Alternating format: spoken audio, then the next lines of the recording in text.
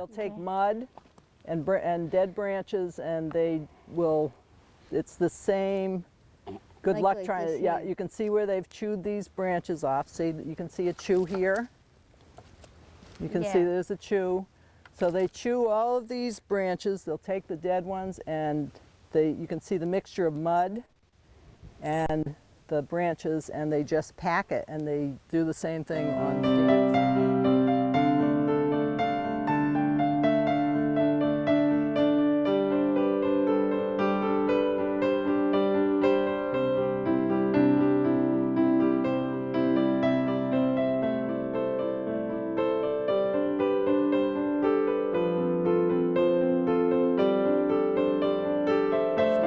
Their tail. Oh, excellent. You can actually see the motion. They use it like a rudder? Well, I think it almost looks like he pushes himself along with it, moving it back and forth like this. It's not so much a rudder as it is the action pushes him along. Forward.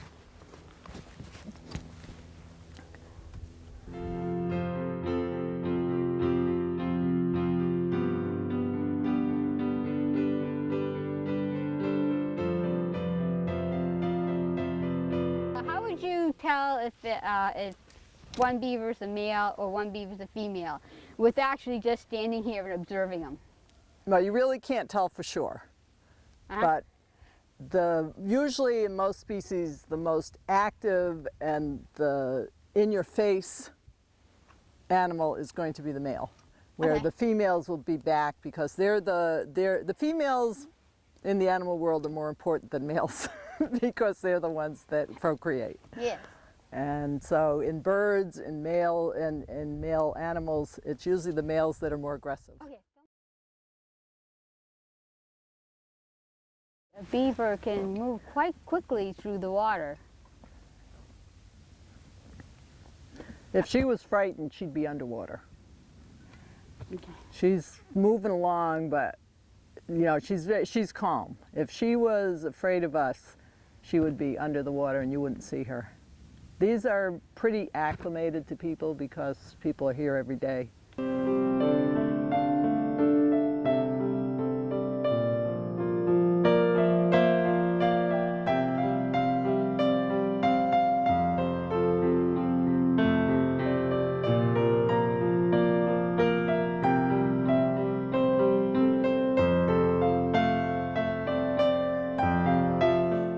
So they create the pond for their own use, but it also creates habitat for a multitude of other animals. Animals that would normally use a pond. Right, so that when the beaver creates the pond, they create it for safety and for food, so that they can bring the food, they can take down a tree, drag it to the pond, and bring the food to their lodge so that in the winter they don't have to go out of the water.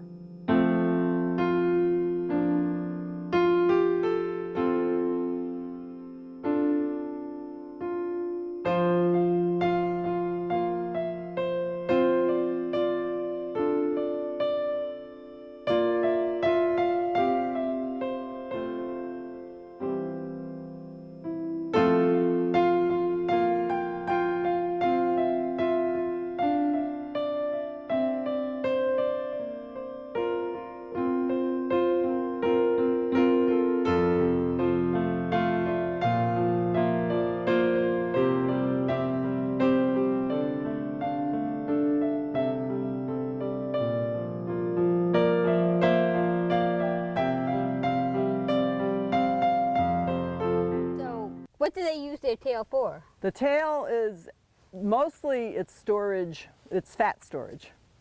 So they can store fat there to help them over the winter for energy. Okay. And the other thing they use the tail for is for warning. They use it as a warning.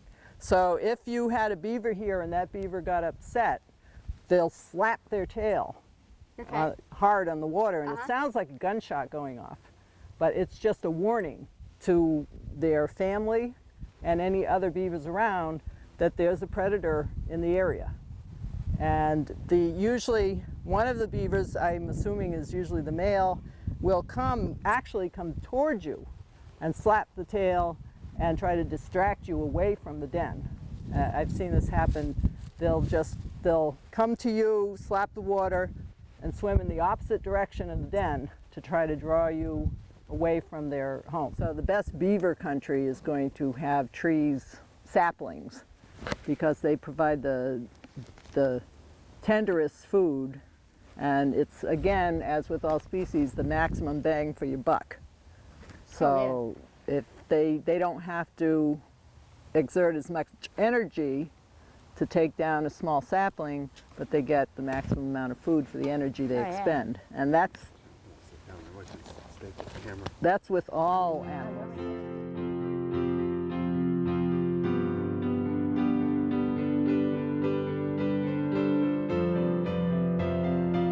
Environmental the tip of the day. My concern is pesticides, and one of the things that I see is that when people take and they put a chemical on their lawn, they want this beautiful green lawn.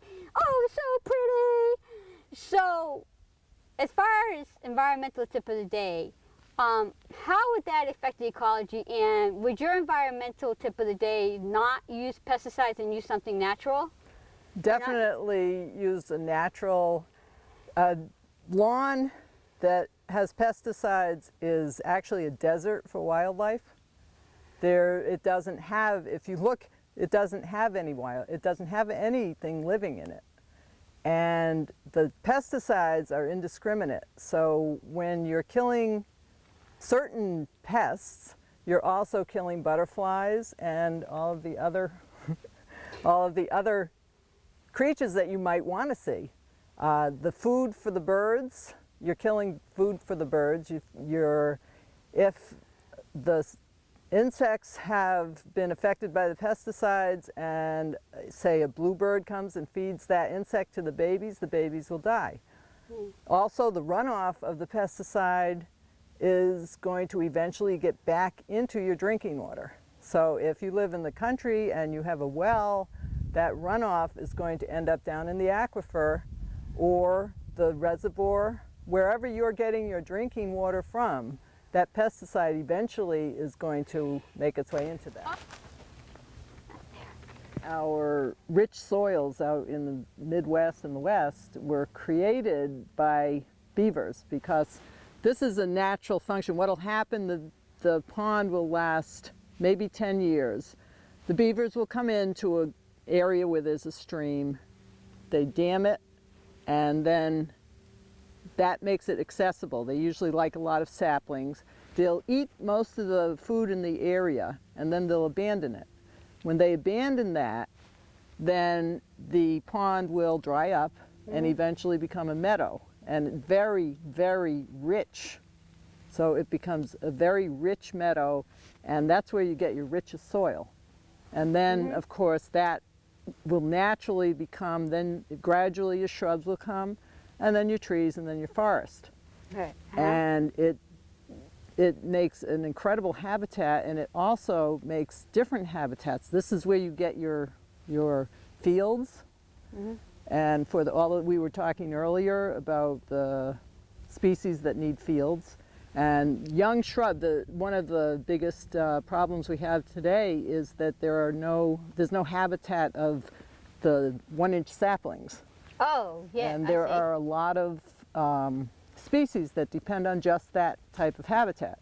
So this cycle creates all of that habitat, and then it goes around again. And so the beavers actually are creating habitat that is very important for wildlife. Oh, I see it. So you see a lot of dragonflies down here.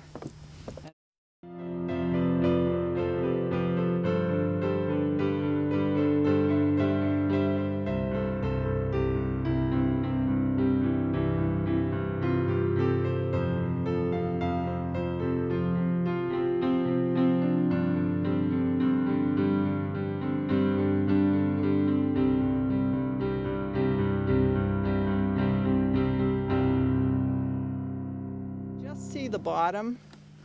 So the water level was about 4 or 5 feet higher. Right. You know, all so that just would be the under the top water. of this was out of the water. Heron rookery that was very active. Sure. They had a lot of babies every year. They came back the first year, started to build their nests, realized that the pond had been abandoned, and so they left. So we no longer have great blue heron. Oh. Not nesting here. Yeah, right. They still come to hunt. Right. But another bird that depends on beavers.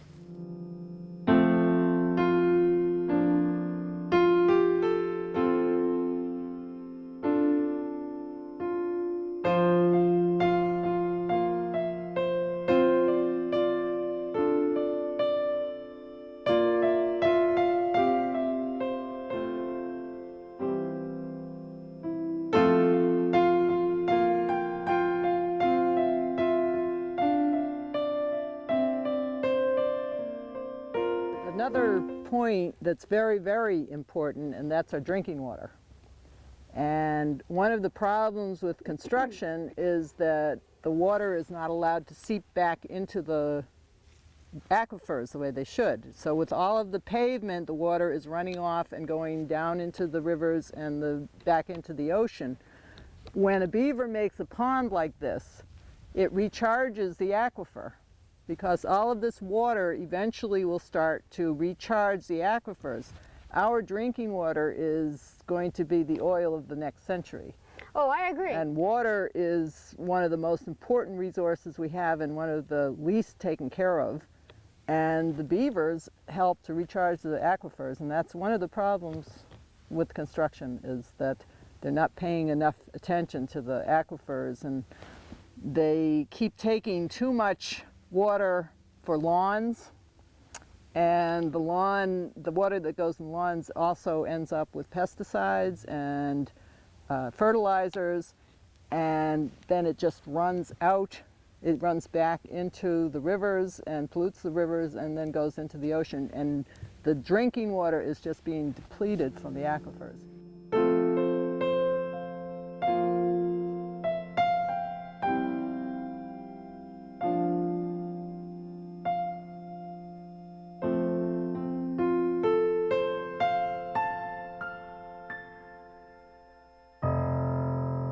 So much fun hiking up Mount Wachusett and exploring Wachusett Meadow Wildlife Sanctuary.